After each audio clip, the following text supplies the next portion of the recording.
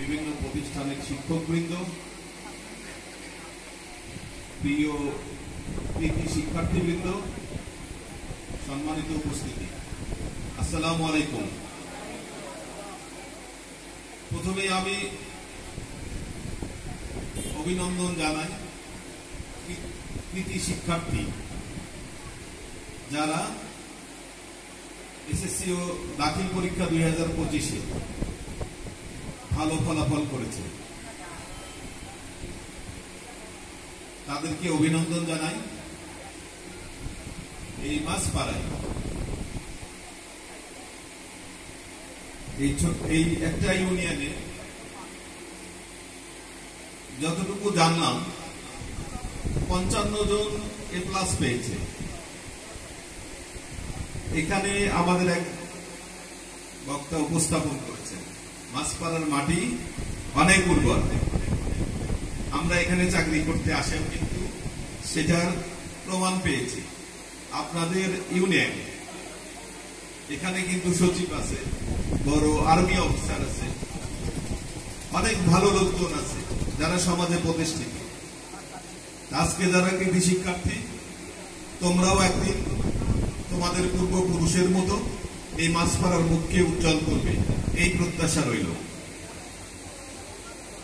তো তোমরা যারা আজকে প্রথম স্টেজ অতিক্রম করলাম, বিশেষ করে যারা এসএসসিতে ভালো রেজাল্ট করছে, এটাই কিন্তু শেষ না, এটা কেবল শুরু। তোমাদের আরো অনেক দূর দৌড়াতে হবে এবং সব স্থানে সব পরীক্ষাতেই ভালো করতে হবে।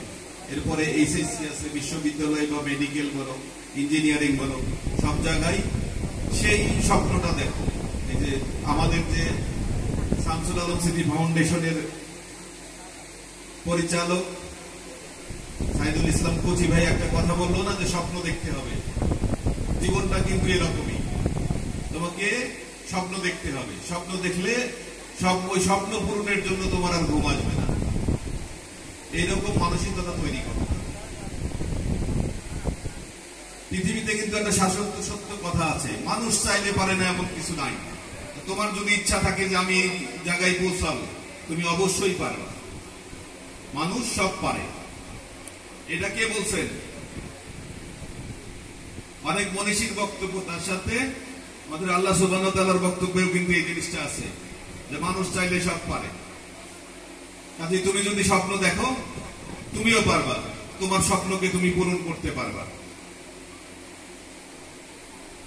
তো তোমাদের ভবিষ্যৎ পরিকল্পনা করো, দেখবা যে তোমরা জীবনে সফল হবা। তোমাদের আরো উত্তর ভবিষ্যৎ কামনা করছি।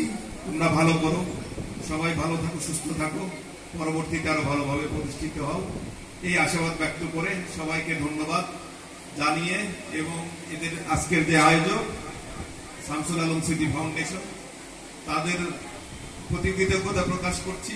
তারা যে কাজটা করেছে, এই শিক্ষার্থীদেরকে উদ্বুদ্ধ করছে, এটা একটা মহৎ কাজ।